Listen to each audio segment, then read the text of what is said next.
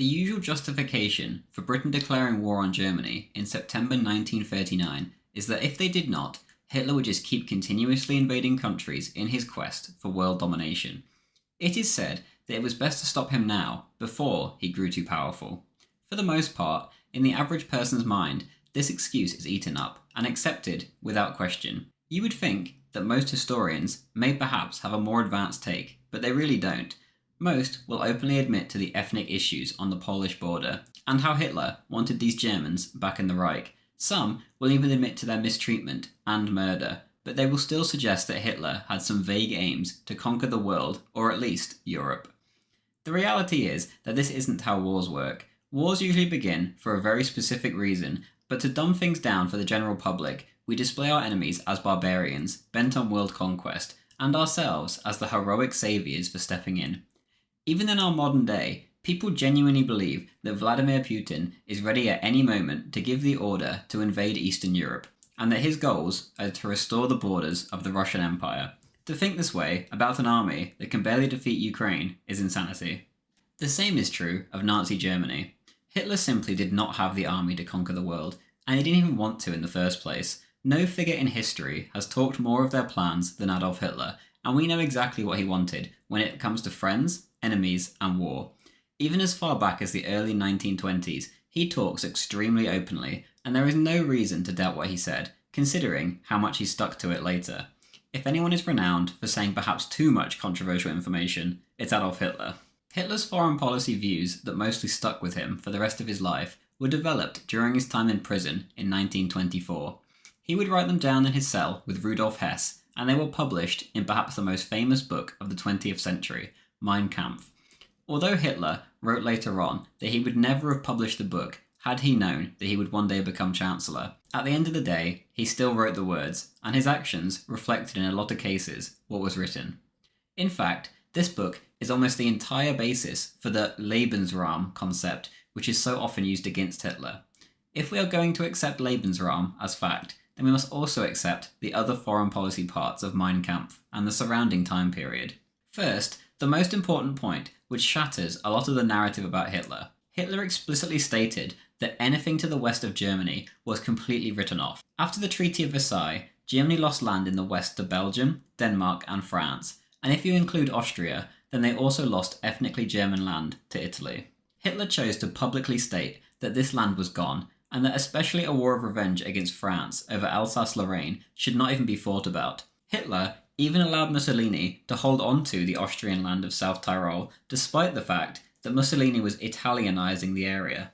As long as the ethnic Germans were happy enough and weren't harmed, Hitler was more than happy to let them live in neighbouring nation-states. So if Hitler wasn't going to invade the West, what was it he wanted from them? The answer to that is fairly simple. With France, he was rather indifferent. He felt no sense of love for the French, and often spoke worryingly of their demographic future and thought they were on a dark path. In regards to Great Britain, however, you have an entirely different story. Despite fighting them in the trenches, all during the Great War, Hitler loved the British people. He viewed them as a fellow Aryan civilization, and he looked up to the British Empire as a great world civilizing force. In his dream scenario, he wished for a British-German alliance, where the British Empire ruled the waves, whilst Germany could economically dominate Europe with their huge industrial potential. Once he came to power, he tried to do just that, desperately attempting to make any kind of agreement with the British that he could. In 1936, he told someone close to him, quote, "If I had a choice between England and Italy, I would naturally go with the English. I know the Englishmen from the last war. They are hard fellows," end quote. Whilst he found a good deal of public support in Great Britain, those in power, for a variety of reasons, could not bring themselves to work with Hitler, and many were even outright belligerent towards him. So, if Hitler wanted friends in the West, and had no plans for a war of revenge there, then what did he want? To that question, the answers lie exclusively in the East. Hitler's goals, at least according to him in 1925, were, quote, "to secure for the German people the land and soil to which they are entitled on this earth. We take up where we broke off 600 years ago. We stop the endless German movement to the south and west and turn our gaze upwards towards the land in the east," end quote. Two of Hitler's aims lined up totally with the collapse of the communist superstate. On the one hand, the Soviet Union was a resource-rich land of opportunity, which would greatly benefit anyone who could conquer it and enrich their nation beyond belief. On the other, you had his hatred and total opposition to communism. Ever since he became a prominent public speaker in 1919, he had spoke against communism and the need to eradicate it totally, not only from Germany, but from Europe as a whole. Millions of Europeans shared these sentiments, and as a result, the 1941 war against the Soviets ended up going down in history to many as the, quote, crusade against communism. The Soviet Union was always Hitler's overwhelming foreign policy goal, and even then, events led him in a different direction, and by the time World War II actually broke out, he had mostly been reacting to events abroad, as opposed to initiating them himself, since at least 1938. The pre-war crises of Austria and Czechoslovakia were caused not initially by Hitler, but by the Germans in these nations wishing to be united with Hitler's Third Reich. As a result, he reacted to events, and sometimes, as in the case of Austria, this went off without a hitch, and he benefited greatly, but in others, like in the Sudetenland, he still benefited, but at the cost of a lot of international prestige. When it came to the Poland fiasco, there was nothing Adolf Hitler wanted less than war. Almost as soon as Hitler came to power, he began to look to Poland as a firm anti-communist ally, as opposed to an enemy to be crushed.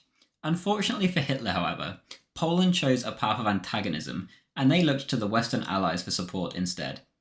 If they had chosen to ally themselves with Hitler, they would have been reduced to essentially a German satellite state, but they also would have been able to win the spoils of Hitler's crusade in the east with him. To Poland, however, this was too much of a risk, and quite understandably so.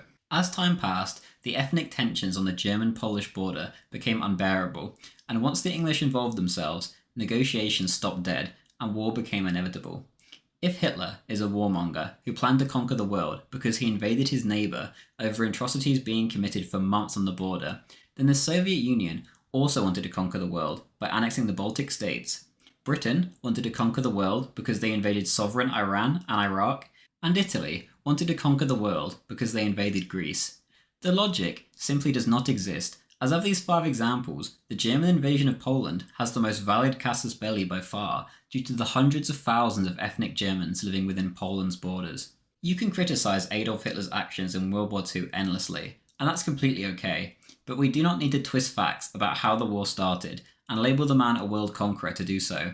Let us stick to the facts instead. If Hitler had goals of world conquest for wanting to invade the Soviet Union, then so did Winston Churchill, as he spent years of his life clamouring for an intervention in Russia to destroy the Soviet regime almost immediately after its birth.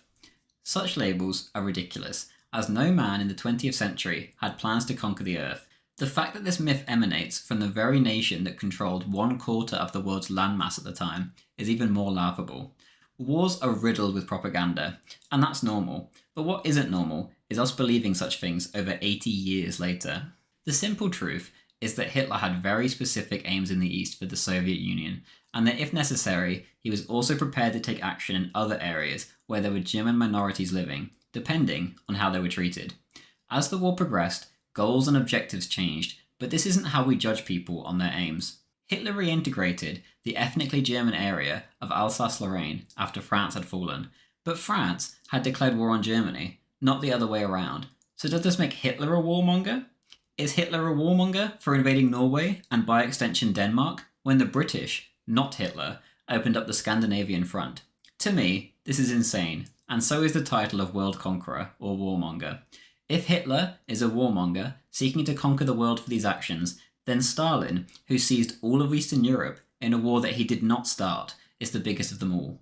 Thank you very much for watching. If you enjoyed this video and my other videos, then please do consider signing up to my Patreon in the link in the description to join our Discord, our weekly Hearts of Iron 4 games, and if you just want to support the channel. I'll be going full time in a few weeks' time, and even the $2 tier goes a long, long way. Thank you.